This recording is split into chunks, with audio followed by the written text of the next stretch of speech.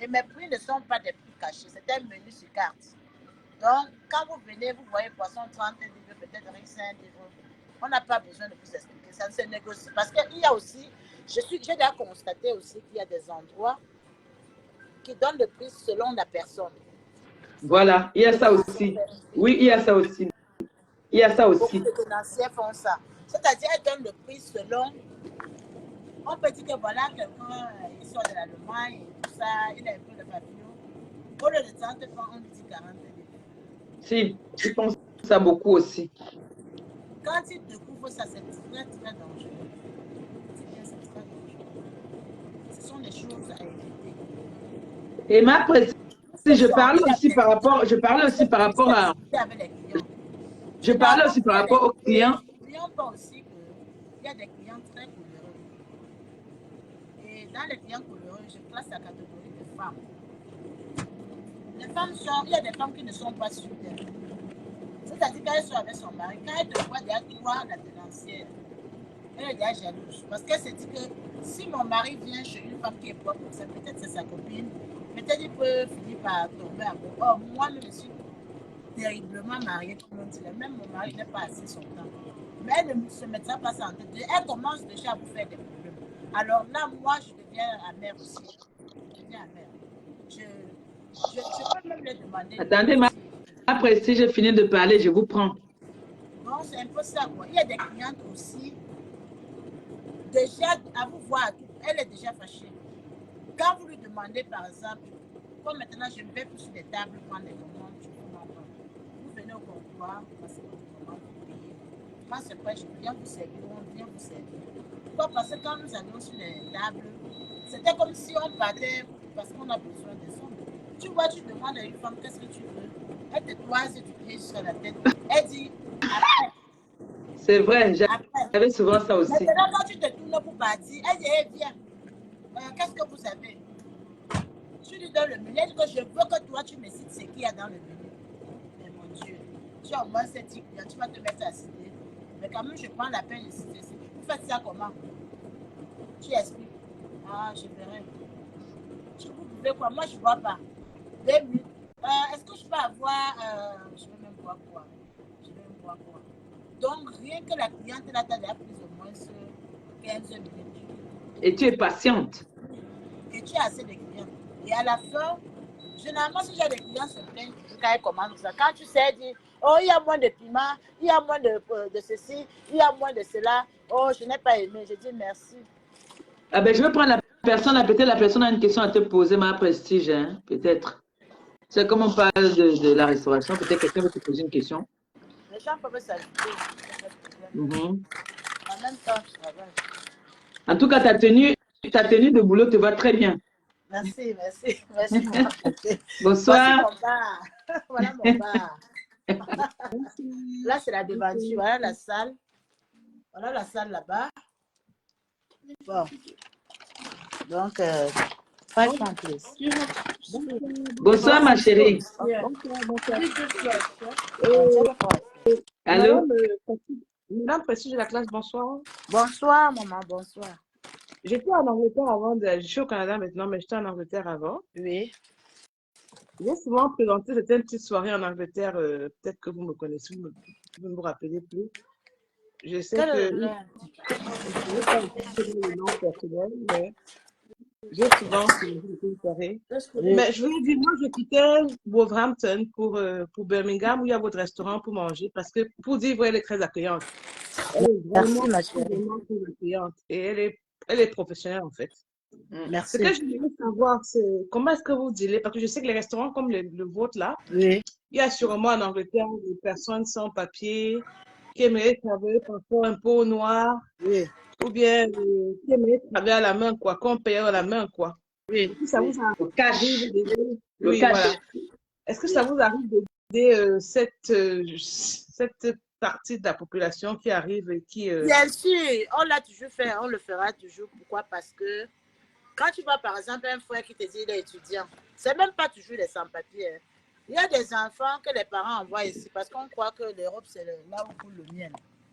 Il vient, l'argent que les parents envoient chaque mois pour sa soutenance ne vaut rien. Ils viennent dans ton restaurant. Eux, par exemple, les étudiants ont 20 heures de travail, pas plus. Parce que si on le découvre, on ne doit pas signer, on ne doit pas renouveler leur visa. Quand ils viennent te voir, qu'est-ce que tu fais? Toi, tu as aussi des enfants. Tu lui dis, ok, Oui, je oui. peux te donner le travail de laver la vaisselle, mais tu ne dois pas servir devant. Tu laves la vaisselle, il te dit, maman, je ne veux pas que tu passes ça dans mon corps. Tu payes l'argent en main. Ce n'est pas grave. Mais tu sais que c'est un argent perdu parce que tu ne déclares pas cette somme. Tu ne peux pas Oui, déclarer parce qu'il n'est pas enregistré. Personne ne peut dire que je n'ai jamais fait ça. Non. On les aide souvent, on les donne même à manger. À manger, les gens disent, si tu as faim, il faut manger, n'achète pas et tout ça parce que ça pouvait aussi être mon enfant quelque part. On ne peut pas Oui. manquer de faire ça, ma chérie. On C'est le bien, fait. ma ok. prestige. Nous-mêmes, nous Ma sommes deuxième avons été des question, sans-papiers, non? c'est juste que je m'occupe du bébé au même moment. Ma deuxième question, madame, Prestige de la classe, c'est comment vous gérez les personnes qui viennent manger, comment on dit ça, qui prennent des dettes? C'est-à-dire, ils disent qu'ils vont venir Les payer. clients qui prennent des crédits, les crédits Oh, là. ma chérie, laisse tomber. On est tellement habitués. Ça dit, il y a même des dettes qu'on annule. C'est le quotidien. Ce Wow. n'est pas qu'ils vous mentent. C'est que, il y a par exemple ceux qui disent qu'ils font les affaires. Quelqu'un peut venir te faire une recette de 2000 pounds, 1500. Il est ton client régulier. Et un autre jour, te dit, oh, je suis en train d'aller à une affaire, là, ça va mordre. S'il te plaît, est-ce que tu peux? Tu dis oui. Bon, il prend peut-être la boisson, il boit, il mange. Après, ça ne mord pas. Tu ne peux pas aller le mettre à la petite. Tu as pas l'appeler. Après, ça ne mord pas. Parce que tu commences à dire dehors qu'il n'a pas payé, ça va devenir d'une nationale. Et il sera un peu déçu parce qu'il va se dire, écoute, avant, quand j'avais mon argent, je venais, généralement, si j'ai des clients, j'ai une catégorie où j'ai des classes. Quand je sais déjà que tu peux me nuire, Oui, je oui. te donne un barème, Ok. tu ne peux pas accéder. Et je considère que cette recette-là est perdue. Le jour que tu viens remettre, bravo. Si tu ne remets pas, c'est toujours bon. Parce que il y a aussi une catégorie de personnes. Si tu viens me faire un emprunt d'un plat de nourriture, je ne te donne pas. Non. Je Je ne te t'offre. donne pas. Je Ah, ok. préfère t'offrir. Parce que je sais que le plat de nourriture là va te chasser de chez moi. Mais quelqu'un qui a une dette de 1000 pounds ne peut pas fuir parce qu'il sait quand même en sa conscience que c'est une ou deux. Mais celui d'un plat de nourriture va fuir. Ok, Il va je trouver ça vois. négligeable et salissant. Mais je préfère lui offrir. Oui. Et il y a même des clients qui se lèvent et viennent s'asseoir. Après 30 minutes, quand tu vois qu'il ne bouge pas, là, tu lui dis, je t'offre une bière. Je t'offre une bière. Oh, merci, maman. Tu ne lui demandes pas. Tu lui donnes la bière. Ah, ok. Mais ça, c'est bien. Ça, c'est une bonne stratégie commerciale. Oui, Ça, c'est une c'est très bien. bonne stratégie commerciale, hein. C'est très important souvent. C'est Merci très bien. beaucoup, hein. C'était mes questions là-bas. Ok, merci beaucoup Donc, à toi. pour Bonne te soirée. dire Occupe-toi du que bébé. pour lui Tu fais un gros répondre, bisou au bébé. tu ne peux pas aussi prendre quelqu'un qui n'a carrément aucun statut sur le territoire parce que à un moment donné, tu te mets en risque, tu te mets aussi en risque. Mais quand tu vois un étudiant qui n'a pas peut-être droit de travailler certaines heures, tu peux l'aider parce qu'en même temps, il a le droit quand même d'être sur le territoire. Oui. Donc, tu peux le prendre. Mais les autres qui sont sans papier, vraiment, même en les prenant, vous ne les aidez pas parce qu'on peut les surprendre chez vous et ce n'est pas bien. Oui, c'est ça. Donc, je crois que j'ai répondu à ta question. Oui. Oui, oui, vous avez répondu, madame. Merci encore. Oui, de rien, ma chérie. Vous vous souvenez de la fête de la Menoie, les 10 ans de Menoie? Oui, oui, oui, j'étais là avec Visque Mayo. Oui, c'est moi qui présentais la soirée, en fait. Oh, oui, oui, oui, j'étais là avec Visque Mayo, oui. On était là-bas avec Visque Mayo, oui. Donc, vous êtes maintenant au Canada? Oui, je suis au Canada. Ok. Enchanté. Merci. Enchanté. Oui. Bonne soirée à toi. Bonne soirée. Bonne soirée. Bonne Bon, soirée. maman, je crois que il y Ouais. a encore une question. Pour moi, je suis satisfaite, hein, en fait. Tu as tout dit là. Quoi. Tu as tout dit. Donc, s'il y a quelqu'un qui a une question pour ma prestige, elle est disponible là. On va passer au deuxième sujet. S'il n'y a plus de questions, ma prestige. Bon, maintenant, ma prestige, quel est le conseil que tu peux donner aux tenancières pour clôturer? Quel est le conseil que tu peux donner aux tenancières qui s'occupent des vies des clients, qui font les surfacturations, qui ne gèrent pas bien leurs clients quand le client fidèle vient? elle est incapable d'offrir un verre à un client. C'est-à-dire, s'il manque, par exemple, un client qui est fidèle, qui a l'habitude de faire la recette, quand il vient, il a une facture de 30 euros, il manque 5 euros. Est-ce que pour ça, tu vas l'arrêter? Non. Parce qu'il manque 5 Le euros. conseil que je peux donner aux tenanciers, c'est d'abord d'aimer le métier avant de joindre ce métier. Et savoir qu'au travail avec le public, il faut être patient. Parce qu'il y a des gens qui partent de chez eux étant de mauvaise humeur. Et quand ils arrivent dans votre établissement, la mauvaise humeur continue. C'est à vous de savoir gérer. C'est à vous de savoir gérer ces humeurs et le faire repartir étant content. Et quant à s'occuper de la vie des clients, c'est quand vous avez du temps. Je dis bien, étant même tenancier, si vous vous occupez dans votre restaurant, vous n'aurez pas le temps. Comme là, j'ai du piment à faire. Si pendant ce temps, il y a des clients là devant, je ne saurais même pas qui c'était. Mais si vous êtes des tenancières qui s'habillent, croisent les pieds pour venir boire, vous aurez le temps des clients. Parce que vous allez vous asseoir, vous aurez le temps d'observer qui est habillé comment, qui est en train de boire quoi. Mais une comme moi, il y a des jours que je peux passer la journée sans aller au comptoir parce que je suis occupée à faire peut-être un doulet, peut-être à faire un épices soupe. Je n'ai pas du temps. Combien de fois parler des clients? Troisièmement, ne surfacturez pas vos clients parce que si quelqu'un ne vous aime pas, il ne viendra pas vous faire la recette. C'est par amour que ces gens viennent chez vous. Il y a trop de restaurants. Si quelqu'un choisit de venir chez vous, c'est pour vous supporter parce que sans le client, nous ne sommes rien. Quand il y a un moment, je vais encore dire, le sourire est très important. Le client est comme le bébé. Quand vous le... J'ai beaucoup de types sur comptoir. Il y a des gens, même des femmes. Le cas de Saint, il va dire, reste avec madame. Il va dire, vous voyez déjà un témoignage. Elle dit qu'elle venait, vous voyez, voilà un témoignage vivant qui disait que je l'accueillais souvent bien dans mon restaurant. Ouais. Quand j'ai dit en commençant le live que ce n'est pas une vantardise. S'il y a quelqu'un dans le live qui a été dessus, peut-être je n'étais pas au comptoir. Et quand vous appelez même pour vous plaindre que j'ai été mal reçu, qui vous a reçu? C'est un homme ou une femme. Je vais vers la personne et dis ne reprends plus ça. Titi les oreilles, c'est important. On ne peut pas savoir ce que tu vis.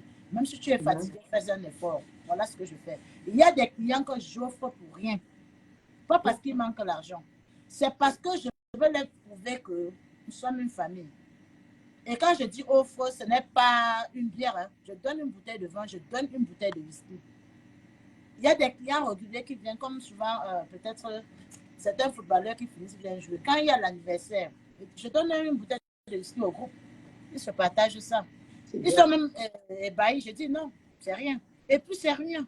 Ça ne peut pas vous faire fermer. Un plat que vous offrez à quelqu'un, une bouteille que vous offrez à quelqu'un, ne peut pas vous faire fermer. Au contraire, c'est une marque, c'est une tâche indélébile dans la vie de la personne. Parce que chaque temps, la personne dirait, je préférerais aller chez Maman Prestige parce que même si je n'ai pas de l'argent, elle va m'accueillir. C'est très important. Et apprenez à faire du bien autour de vous. Même dans la Bible, le monde est permis. La charité est permise. Parce que vous ne savez qui est qui. Celui que vous nourrissez aujourd'hui peut être votre bâton de retraite demain. Souvent, j'entends dire à Facebook, telle est mendiante, telle demande trop. Non, il y a des gens qu'on doit les donner. Et donner, c'est une bénédiction. Si le Seigneur vous a permis de donner même déjà, dites-vous que ceux qui ne peuvent pas en avoir font comment? On dit à Banté qu'un cyber un tchou mabatougo. Vous avez compris, non? Moi, je suis mabatougo, pas parce que j'ai puisé de l'eau. Il y a même mes aînés qui sont les membres simples. Mabatougo, c'est un tout. J'ai hérité à ma grand-mère qui a trop accueilli les gens à Douala dans le temps. Elle était de la descendance royale. Et quand tu arrivais à Douala, tu passais du temps chez elle. Avant de devenir quelqu'un, tu vas te chercher. Alors quand je suis arrivée à la chefferie, j'étais fière parce que le chef me l'a rappelé. Il dit, j'ai toujours cherché. On m'a dit toujours que le successeur de cette maman était en Europe. Ça dit que mon rêve était de te rencontrer parce que vous, quand vous partez en Europe, vous ne revenez plus. Je m'étais dit que tu ne viendras pas t'asseoir sur la chaise de ta grand-mère. Et aujourd'hui, je vais remettre ce que ta grand-mère faisait aux gens. Mon voix n'est absolument pas c'est mon titre, c'est ma bague, mais mais le chef a dit que je couronne ça au nom de ta grand-mère qui ne vit plus. Pour lui dire merci pour tout ce qu'elle a fait dans la communauté basoise. Parce que c'est ma grand-mère qui faisait le coquille. des assemblées, quand il y a des grands rassemblements de deuil là. Et on connaissait le coquille de ma grand-mère. Elle a travaillé comme ça, elle est partie. Et le chef, ça l'a marqué. Parce qu'il entendait quand elle était jeune, Manichoua, Manichoua. Donc, quand je suis venue, on a dit, voilà le successeur de Manichoua. Elle a dit que merci. Aujourd'hui, je vais te dire merci pour ça. Donc, ça veut dire que ma prestige se fait le coquille. Très bien même. Nous sommes de Bazou, non? C'est notre, le coquille, le condré. Donc, oui, voilà nos mères. Pour ça, je fais très bien le coquille, même le condré. En tout cas, dans mon restaurant, je n'invente rien. Je ne peux pas ce que je ne sais pas. Je n'ai aucun menu que je ne sais pas. Je suis le chef. C'est moi qui prépare. Les autres, c'est à prêter. Il y a aussi ma petite soeur qui sait faire les mêmes. Mais ceux qui viennent travailler, c'est laver les assiettes. Et si je viens à... Tu es à Birmingham, non? Oui, je suis à Birmingham. Et si j'arrive à Birmingham, je dis quoi? Je dis l'adresse du restaurant, c'est où? Ah, si je dis Prestige, tout le monde connaît. Tu n'as même pas besoin de l'adresse. Prestige. C'est vrai? Ça va. C'est bien ça. Même depuis Londres. J'ai même les clients canadiens des États-Unis. Quand ils viennent en vacances, ils viennent manger le tarot. Prestige. C'est vrai. Bravo. Envoyez les cœurs pour ma Prestige, non? Ouais. Vous n'envoyez pas les étoiles à ma Prestige. Pourquoi vous êtes comme ça, non? Oh. En tout cas, ma Prestige, je suis très contente. On se bat beaucoup. On fait de notre mieux pour satisfaire la clientèle. Oui, c'est important. Quand un client est satisfait dans un restaurant, franchement, rien à dire. Je dis c'est très important. À ma pépé, il y a trop de restaurants qui ont ouvert, mais je ne panique pas parce que j'ai mes clients. J'ai mes clients. Vous savez, la clientèle est une clientèle régulière. Quand vous avez une clientèle régulière, c'est très important. Ouais. Donc, j'ai déjà une clientèle régulière. Les autres, c'est un ajout. C'est un ajout. Parce qu'avant d'ouvrir le restaurant, j'ai presté à la maison longtemps. Pas presté pour vendre. C'était un peu comme une petite cathédrale, sans me vanter. Donc, on se retrouvait en famille, on mangeait les mets, on faisait des divers, tout ça. On était des sans-papiers à l'époque. Alors, quand j'ai transporté le restaurant sur le marché, c'était welcome. Tout le monde demandait qu'est-ce que tu attends, qu'est-ce que tu attends, qu'est-ce que tu attends. C'était une bonne nouvelle, quoi. Et généralement, quand j'ai des clients qui sortent un peu partout, on nous a conseillé votre restaurant, merci. Alors, quand vous me recommandez quelqu'un, il ne peut pas partir sans avoir un de mes plats de soya gratuit, hein. Ou même, je ne sais pas, quelque chose de gratuit. Pour vous lui dire qu'il était sur la bonne route, quoi. Il n'a pas eu tort de venir chez moi. De venir chez toi, ouais. L'accueil et tout, c'est bien ma Prestige. Ben, je te dis merci. Merci d'avoir donné des conseils à tes consoeurs et tes collègues. Hein. Donc aujourd'hui, j'avais deux sujets, la restauration et qu'est-ce qu'un gigolo? Parce que je vois sur la toile, on traite beaucoup d'hommes de gigolos, mais il y a des gens qui prononcent le mot gigolo sans savoir la définition de gigolo. Tout ce que je peux, je vais faire un brochure là-dessus. Je peux dire chaque chaussure suffit à ses pieds. Hein. Il y a des gens qui aiment bien les gigolos. Qu'est-ce qu'on va faire? Et quand on dit gigolo, la vie c'est l'entraide. Vous pouvez trouver que quelqu'un est gigolo et pourtant il n'est pas gigolo. Il y a des femmes qui n'aiment pas que leur conjoint travaille. Il y a des femmes qui n'aiment pas que leur conjoint travaille. Il faut préciser la définition de gigolo. C'est ça d'abord. La définition de gigolo, c'est quoi? C'est un homme qui se fait entretenir par des femmes. C'est un homme qui ne connaît pas se lever le matin et aller travailler. C'est ça qu'on appelle gigolo. Et un gigolo, c'est celui qui tient la télécommande à longueur de journée. Il va au sport pour entretenir son aplacali parce qu'il va charmer les femmes. Voilà. Il n'a pas de boulot fixe. Il monte, il descend. C'est lui qui est dans tous les gars en train de faire les divers et tout. Mais si un homme sort déjà le matin, mais c'est pour 2 heures de temps.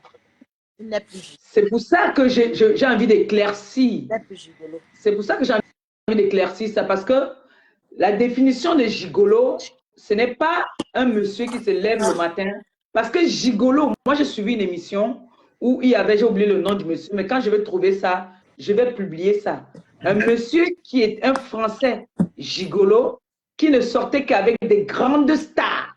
C'est-à-dire, son rôle, c'était gigolo va avec escroc, va avec marmailleurs, bah, avec tout ça. La définition des gigolos, ce n'est pas ceux-là qui se lèvent le matin pour aller travailler, qui quittent de 5 heures, parfois 4 heures même, pour finir le travail à 16 heures, 17 heures.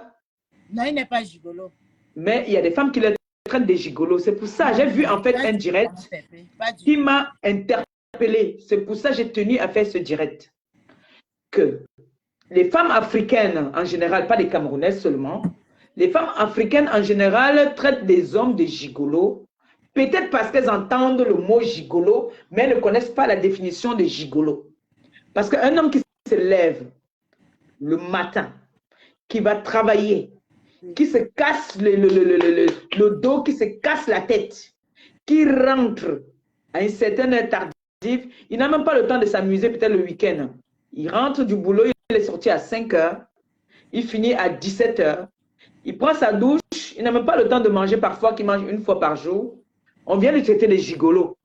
Moi, je ne suis pas très d'accord avec ça. C'est pour ça que j'ai dit. Je ne suis pas d'accord. C'est ceux qui ne payent aucune facture dans une maison, qui ne travaillent pas, qui sont assis là à longueur de journée, ils connaissent tous les programmes de la télé. Même quand la femme soeur revient, si on avait laissé un plat sur la table, ce même plat reste et il s'en fout de tout, quoi.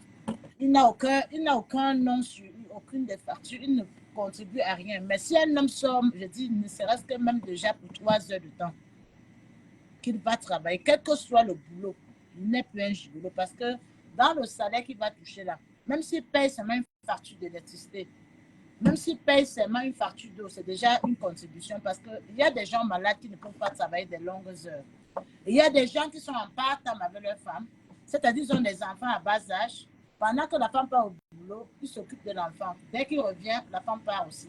Vous ne pouvez pas l'appeler gigolo parce que l'enfant à bas âge, on ne peut pas payer une bonne. Il n'y a pas de bonne ici en Europe. Il doit s'occuper de l'enfant pendant que madame est au travail. Dès que madame revient, il peut aussi faire ses 2 heures peut-être dans un McDonald's ou quelque part. Ça veut dire, c'est l'échange, quoi. On ne peut pas l'appeler gigolo parce qu'il est assis à la maison et s'occupe de l'enfant. Mais non, c'est un arrangement. Ça m'a un peu heurté parce que j'ai vu, je n'ai pas tout écouté, où j'ai pas envie de parler de ça parce que tu es dans mon direct, mais ce qui est sûr, c'est que demain, je referai un direct dessus et je vais décrypter cette vidéo. Je ne veux pas t'associer à ça, mais j'ai été un peu touchée de voir ma petite sœur traiter Stéphane Fodja de gigolo. J'ai envie de faire comprendre aux gens que Stéphane, c'est un monsieur qui travaille. Il se lève tous les matins, il va travailler. C'est un bosseur. Le traité de gigolo, de rigolo, de machin. C'est vraiment ce que tu attends. C'est ce qu'on appelle à Facebook le game. Vous savez, Facebook, c'est ma prestige. Ma prestige, tu sais le mot qu'on appelle game là. On ne sait qui est qui. Ma prestige, moi, le mot game là, je ne suis pas trop. J'aime pas ce mot là parce que je ne suis pas dans le game, moi. Donc, du coup, quand moi j'ai envie de dire quelque chose. Beaucoup de l'audace aux gens. Même donc, moi, quand j'ai envie de dire quelque chose, je le dis et puis. En temps normal, à Facebook, vous allez vous changer. J'aime pas trop quand on traite quelqu'un qui se lève le matin pour aller chercher son pain quotidien de gigolo. Ça veut dire que ces personnes même qui disent même qu'ils vont vraiment à l'école, vont vers l'école, comme on dit souvent sur les réseaux sociaux, qu'ils vont vers l'école. Parce que un gigolo, la définition de gigolo, un gigolo, c'est celui qui se fait entretenir par une femme, qui reste en longueur de journée avec la télécommande à la maison. C'est-à-dire, toi, tu te lèves, tu vas travailler, tu l'entretiens. Un gigolo, c'est celui qui se fait entretenir par une femme.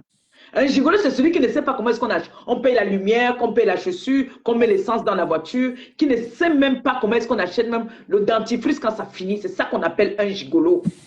Et un gigolo n'a pas une seule copine, il a plusieurs. Moi, Pépé, si tu me le permets, je vais faire aussi un petit brushing concernant ceux qui appellent les autres illettrés. Je suis allée à l'école. L'école, ce n'est pas une fin en soi, c'est juste un diplôme qui vous permet de changer dans la vie, de pouvoir communiquer et vous en sortir dans la vie. Il y a ce qu'on appelle wisdom. Ça dit, c'est la sagesse du village. Vous pouvez aller à l'école, quelqu'un vous bat en sagesse du village. Donc, on arrête de dire, tel est illettré, je suis allé à l'école. Quand tu es allé à l'école, c'est pour ta famille et toi. On n'a pas besoin d'alerter la contrée. Il y en a qui sont allés à l'école qui sont faux au Cameroun. Hein. Ils n'ont pas de Tant que je boulot. suis dans la Après, rue, si tu les tiens, j'arrive, s'il te plaît, je me sers un verre. on n'a pas besoin de se faire voir quand on est à l'école. Vous partez à l'école pourquoi? Et vous ne pouvez pas aller à l'école. Venez au lieu d'éduquer les gens, vous passez la journée à insulter les gens et dites que vous êtes allé à l'école. Non. Celui qui est allé à l'école évite les litiges. Celui qui est allé à l'école est plutôt plus conciliateur. Mais j'ai remarqué que tous ceux qui sont allés à l'école là, ce sont les insulteurs de la République. Ça sert alors à quoi d'aller à l'école? Parce que celui qui a la sagesse du village, quand il grandit, on lui dit tu ne dois pas insulter, tu ne dois pas faire ceci, tu ne dois pas faire cela, il obéit. Mais vous qui avez acquis des connaissances étrangères, c'est vous qui êtes là en train d'insulter partout à Facebook. Même le français ne doit pas te porter une critique en français. Mais tous ceux qui disent qu'ils sont allés à l'école là, laissez le métier des analphabètes pour joindre vos rangs de bureau et tout, et tout, et tout, et tout. Et quand vous parlez, je dis bien ça. Et ce n'est pas tout le monde qui viendra se présenter que j'ai fréquenté, je suis allé à l'école. À t'entendre t'exprimer, on m'a pépé, tu t'exprimes mieux que certaines personnes ici qui disent à Facebook qu'ils ont le bac. Je te dis, ça risque de me tromper. Dans l'école, c'est un passage de la vie. Arrêtez de vous faire voir que je suis allé à l'école. C'est un passage de la vie. Celui qui a bien fréquenté ne se vante pas parce que c'est un passage normal de la vie. C'est son éducation à lui. Tu n'as pas besoin de faire savoir ça aux gens. Moi, je ne peux pas venir vous dire, j'ai tel diplôme, tout ceci et cela, parce que ça me concerne et ma famille. Mais je dis, toi, maman Pépé, quand tu t'exprimes, ça n'a rien à voir avec certaines personnes qui ont dit là à Facebook haut et fort qu'ils ont le bac. Merci, Ton expression est ma prestige. nécessaire. Merci.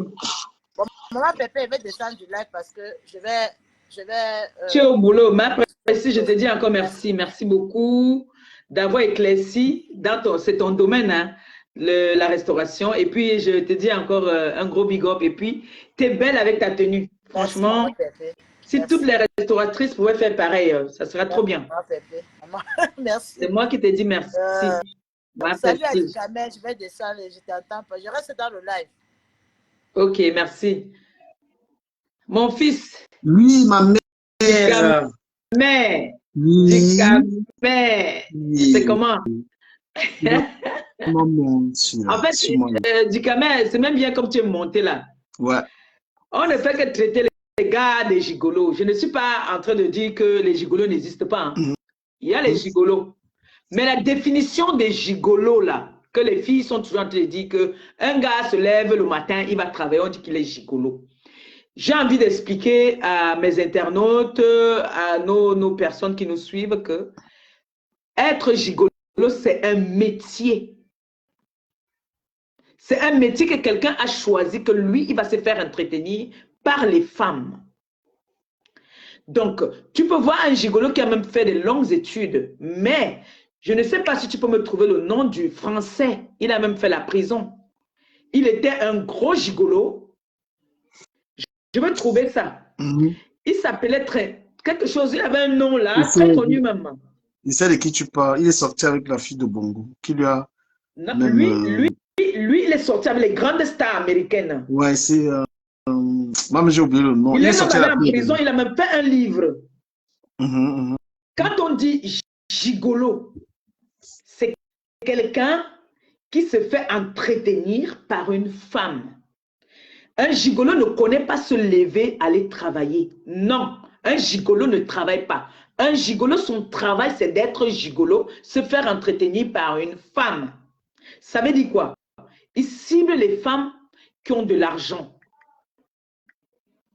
Par exemple, il peut voir une fille qui a une entreprise, il s'agrippe, il te montre l'amour, il est déjà d'abord beau, il est élégant, il est classe, il sent bon. Et c'est les gens qui ciblent plus les femmes faibles d'esprit. Les gigolos. Et pour eux, c'est comme un métier d'être gigolo.